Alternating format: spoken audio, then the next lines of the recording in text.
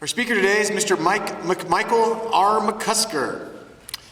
Mr. McCusker has been an assistant district attorney with the 30th Judicial District in Memphis since 2001. Currently, he serves as the division leader for Criminal Court Division 10, where he primarily prosecutes first-degree murder cases. Previously, he was assigned to the DUI task force, where he was responsible for prosecuting vehicular homicides, vehicular assaults, and DUIs in the criminal courts of Shelby County.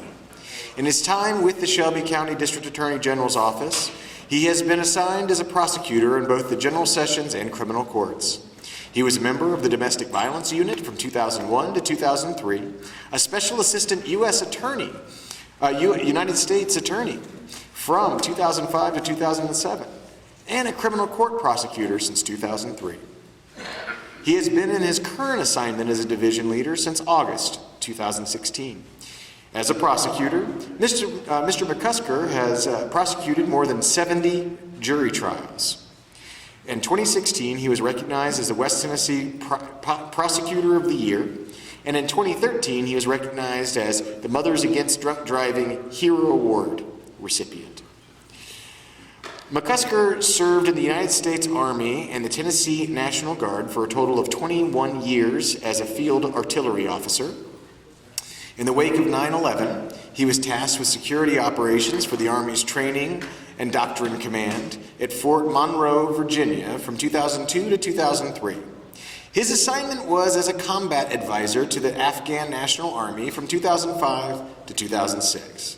For his service in Afghanistan, he was awarded the Bronze Star Medal for Meritorious Service from 2005 to 2006 and the Army Commendation Medal for Actions in Theater between the 10th and 11th of November 2005. In March of 2007, he retired at the rank of Major. He earned his Juris Doctorate from the University of Memphis Cecil C. Humphreys School of Law in 2000. He earned his Bachelor's of Arts degree from the University of Tennessee at Knoxville in 1994. Michael is the past Grand Knight of Timothy J. Coyle Council 9317 in Cordova, and currently is serving as the State Secretary of the Tennessee Knights of Columbus. On July 1st, 2019, he will begin serving as the State Deputy Supreme Knight, where he will lead approximately 12,000 knights in the state of Tennessee. His wife, Teresa Smith McCusker, also a prosecutor, is the division leader for Criminal Court Division 1. They have 3 children, Madeline, Joseph, and Meredith. They are all parishioners of St. Francis of Assisi Catholic Church. And with that, I now present to you Mr. Mike McCusker. I've got a lot of things to tell you today, but I know we're limited on time. How much time do we have? 2 hours, great. So there's so much I love to tell you about this amazing journey that I took. I call it a faith journey in 2005 and 2006. But I think we're only going to get part of the way there because there were so many fascinating ways that God entered my life when I was sent to Afghanistan in 2005. I'll start by saying this, though. Be careful what you wish for. Be careful what you wish for. I was a young lieutenant in 1991. The war to liberate Kuwait had just ended, and I was sitting there in the orderly room one day with my fellow lieutenants, and I was belly aching about the fact that we had missed the war. Our services were not necessary for liberating Kuwait. And I said, this was our one chance to go, to prove ourselves, to have glory, to give the world an opportunity to hear tales about the great deeds that we did centuries from now, to have them sing songs at the holidays about our heroics, and we had missed our opportunity. And my good friend, Dan Lovett, now full-bird Colonel Dan Lovett, he was a first lieutenant, and I wasn't very smart because my lieutenant bars were gold. I was a butter bar, brand new second lieutenant, and he looked at me and he said, "Lieutenant, be careful what you wish for." Jump ahead, 2003. The towers have already come down. The Pentagon's been hit. Another plane has been flown into the field in Pennsylvania. And here I am deployed to Fort Monroe, Virginia to provide security for the Army Training and Doctrine Command. Now that was a noble task. In fact, they called the mission Noble Eagle because in the days after 9/11, we had to secure our bases because the threat was everywhere, as we all remember. But there I was in March of 2003 at Fort Monroe, sitting there in my 2-bedroom apartment overlooking the Chesapeake Bay. I know it was tough duty, but somebody had to do it. And feeling sorry for myself because the great liberation, or not the liberation, but the invasion of Iraq had begun.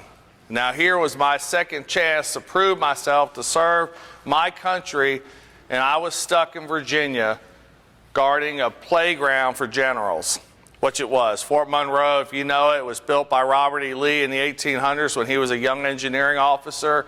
And when I was there, there were 26 generals on post. Most of them spent their days helicoptering back and forth from Fort Monroe to Washington, D.C. It was a playground for generals, and I was responsible for providing security for the toy soldiers. And I remember that night, I went out there and I stood on the seawall outside my apartment and I was angry. I was angry because I wasn't part of the invasion, and I was angry because I had just given up a year of my life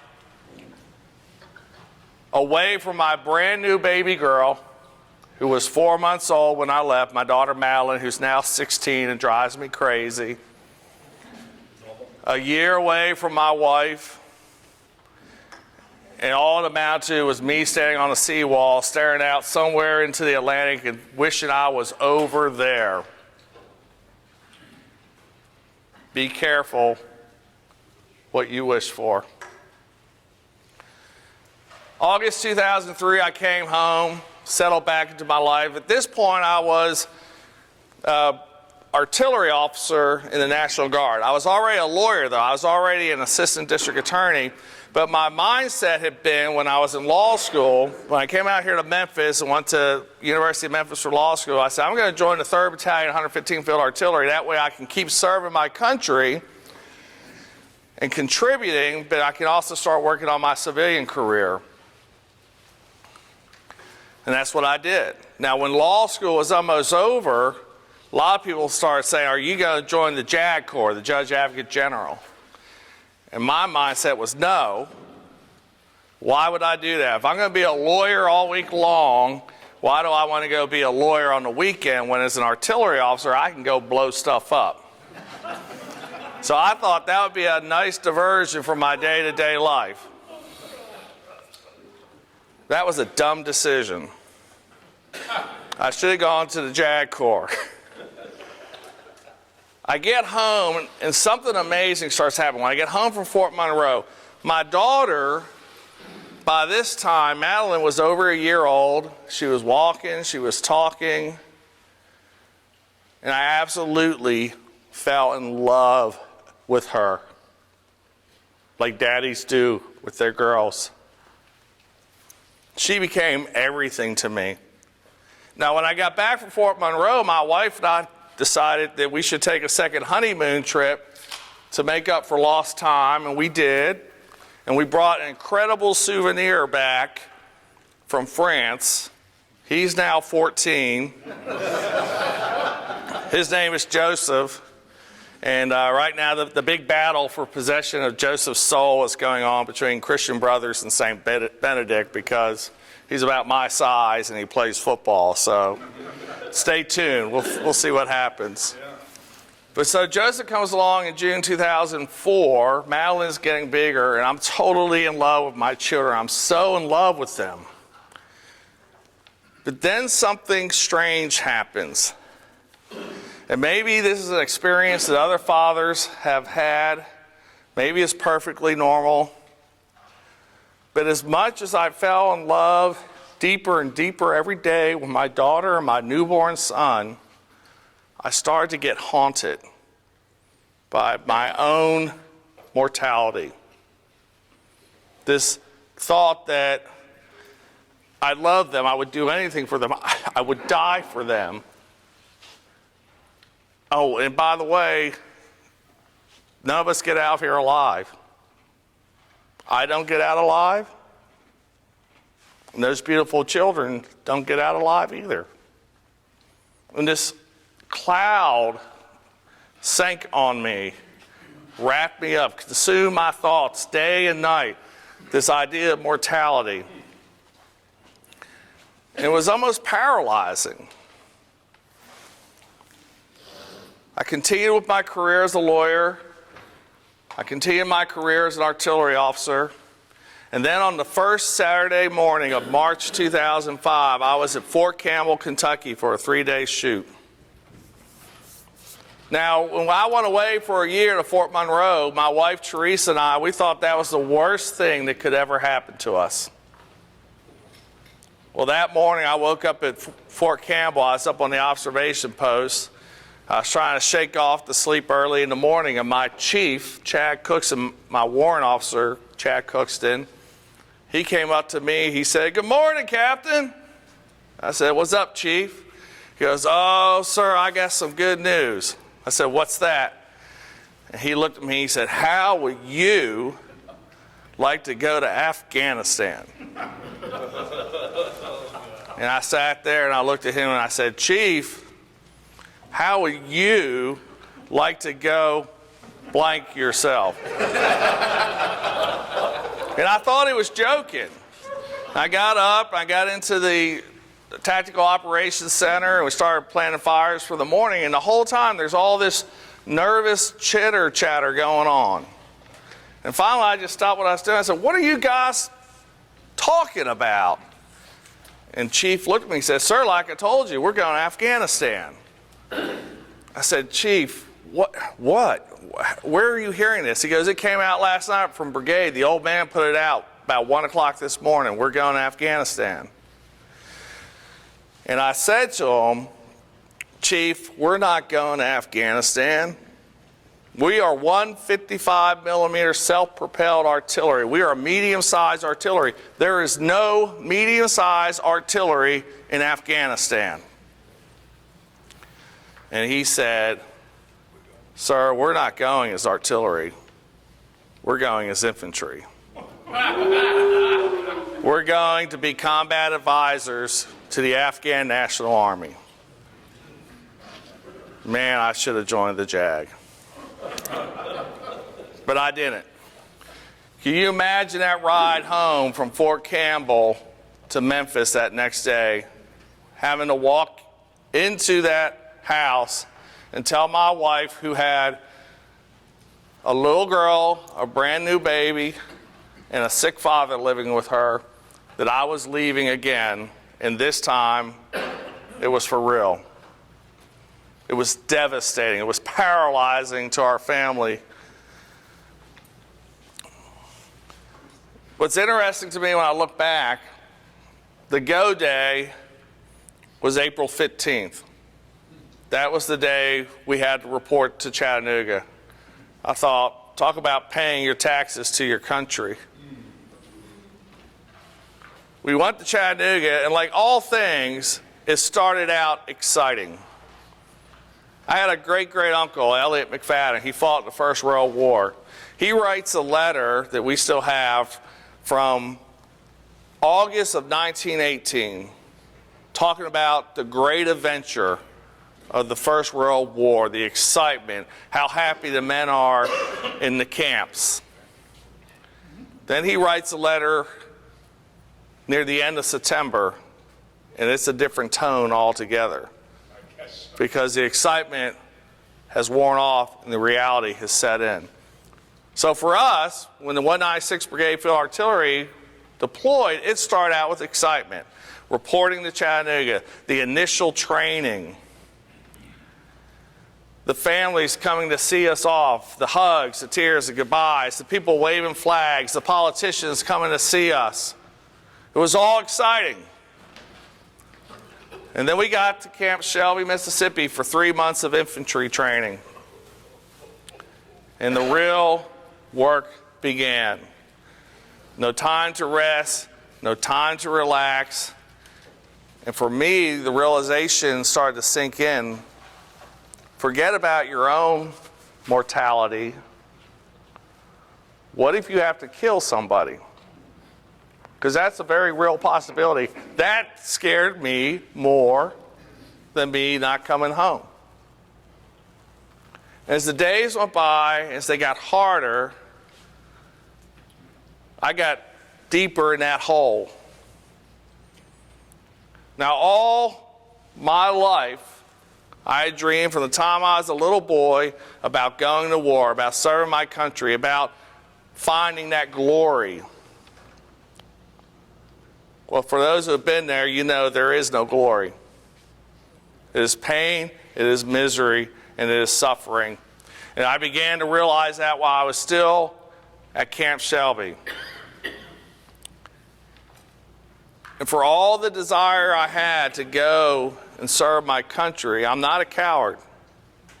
I'm not a coward. But there was a part of me that started saying, I don't want this to happen. And I would pray day in and day out, dear God, take this cup away from me. Let this pass me by. I'll go if you want me to. It was a negotiation is what it was. If you want me to go, I'm going to go. But if you can I don't break my leg in training tomorrow. I'll take the pain. I don't care. I don't want to leave my wife. I don't want to leave my babies. I don't want to go and kill people. I just don't want to go. I don't think it was cowardice. I think it's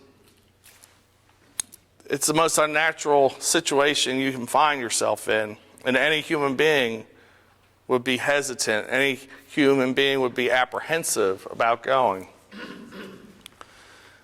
Now, one day in May, and all the excitement was gone, the reality was setting in that we were going to go, they put out to us that tonight, from 1,700 to 2,000 hours, we're going to have hand-to-hand combat training. And I thought, okay, I don't need this because I grew up in a house with Irish brothers. And I also knew another thing. In the Army, in the military, if there's only one opportunity on Sunday to go to chapel and you request to go, they got to let you go.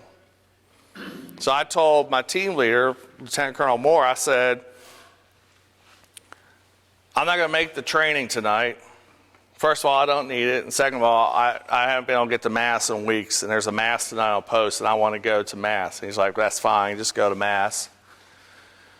Now, this was Mother's Day weekend. My daughter, Madeline, had just had a birthday. She was now 3. And I could not have been in a lower, sadder point in my life. I didn't want to go anymore.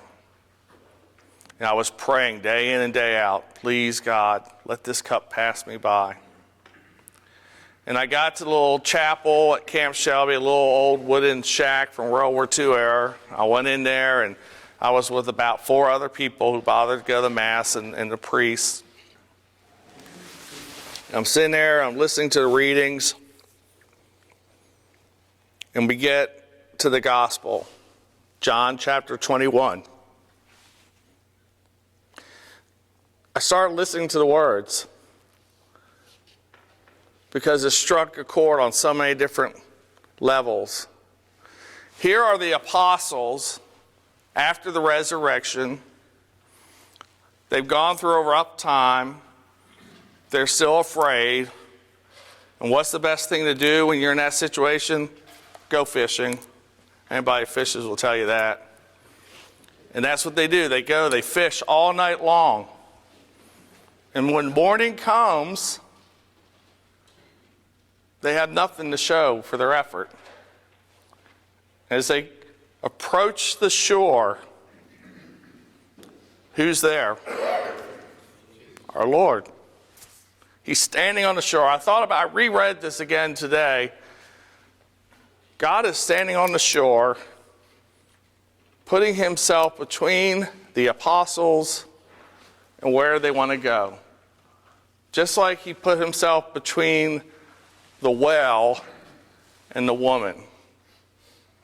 How blessed are we to have a God who gets in our way? And on that day, as I sat there in Mass, I listened. I said, God is putting himself between me and my fears. But then I kept on listening to the reading. Because if you think about John 21, there's a lot of things that are not written there, but we know what's going on.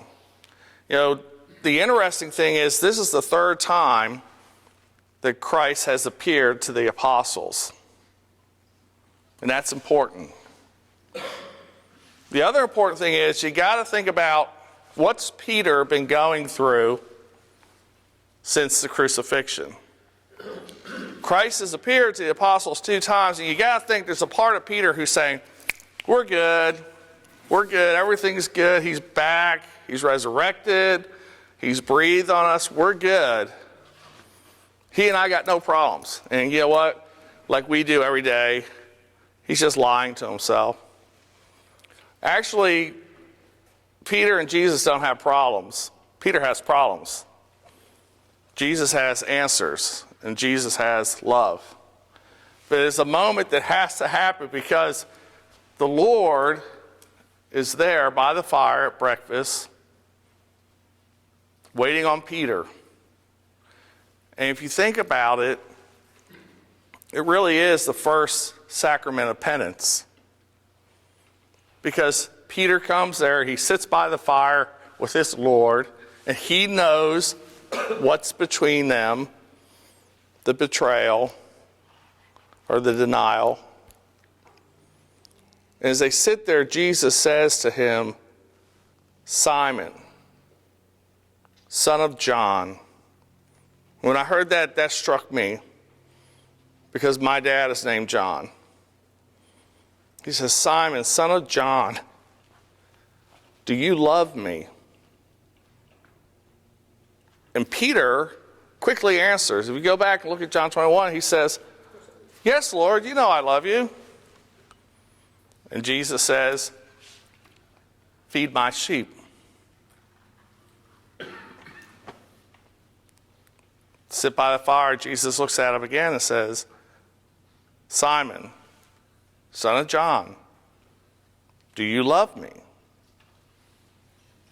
Again, yes, Lord, you know I love you. Tend my sheep.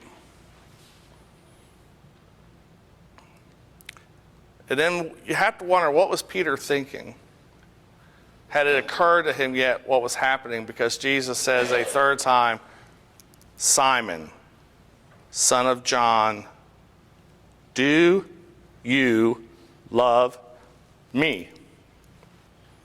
And what does John tell us? He says, Peter was distressed. If you look at distress, the definition is anxiety, sorrow, sadness. But if you look at the root, if you go back to Latin, districtus, it means torn apart.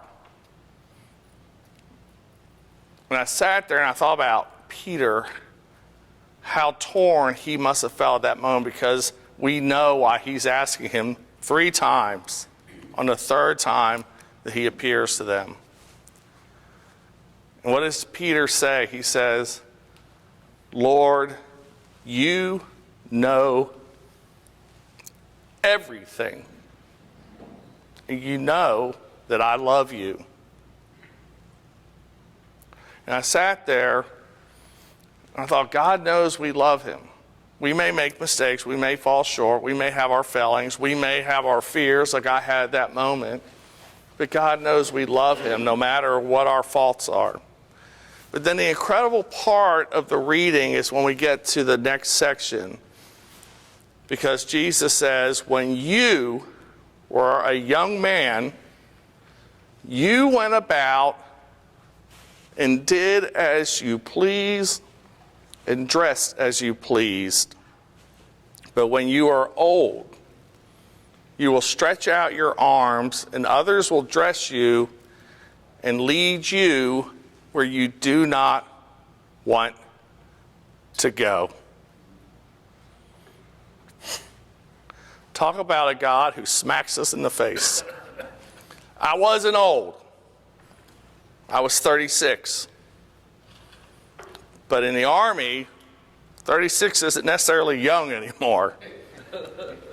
Every day I was being given new equipment. Every day, new uniforms. Every day, new Kevlar helmet. Every day I was being dressed and led where I did not want to go. And I sat there in that chapel long after the Mass was over, and I thought, God, it doesn't change the fact that I don't want to go, but I do have maybe a better understanding of where you're trying to lead me. But being human and being like Peter, I still kept my shortcomings close to heart. And I still prayed and prayed and prayed, God, do not let this happen to me. God, do not lead me where I don't want to go. Jump ahead a month and a half. We leave on July 4th, 2005, because the Army loves perfect timing. We say goodbye to our families. We get a chance to come back to Memphis. We say goodbye to our families. We get back on the bus July 4th. We roll back down to Camp Shelby. The next day we get up July 5th. We board the buses and we roll down to Biloxi, where the plane's waiting for us. And I'm still praying, please, God, do not let this happen to me. Out on the tarmac, getting ready to get on the plane. My wife is the worst person in the world when it comes to having a cell phone, because she never answers. And I borrowed my friend's cell phone. I said, I'm going to call Teresa one last time before we board this plane. And she didn't answer. And to this day, I have not forgiven her. We get on that plane. We're sitting in that seat. And I'm thinking, I have prayed and prayed, God, that you do not lead me where I do not want to go. And yet you are. You have dressed me and you are leading me where I do not want to go. I don't know what else to pray. And I'm sitting on the right-hand side of the plane. I'm looking up and I see him close the door. And I'm like, I'm going to Afghanistan. All the prayers have not changed the fact that I'm going to Afghanistan. And right then and there, I prayed the most powerful prayer I have ever prayed in my life. And it was the most liberating moment of my life, because when that door hatch was locked, I looked right at that door and I said, Father, into your hands I commend my spirit. And I was freed. Not to say the war was lovely, it wasn't. It was tough, it was a long year. I often described it as, this is going to be my 40 days in the desert. And I realized toward the end of my tour that I spent 40 years in a desert, and God was leading me out. And the amazing part is when we got back home, my wife and I decided to take a third honeymoon, and this time it was to Italy. And all throughout my mobilization, I kept St. Peter so close to my heart. And I can still remember today standing there underneath the basilica, looking in that crevice, if you've been there, and seeing the bones of Peter. That's where my journey had ended. I wish I could stand here and tell you that my life was perfect since then. I've done everything right. I've pleased God every moment, but I haven't. I pretty much spent every day sitting by a fire, with the Lord, saying, you know everything, and you know that I love you.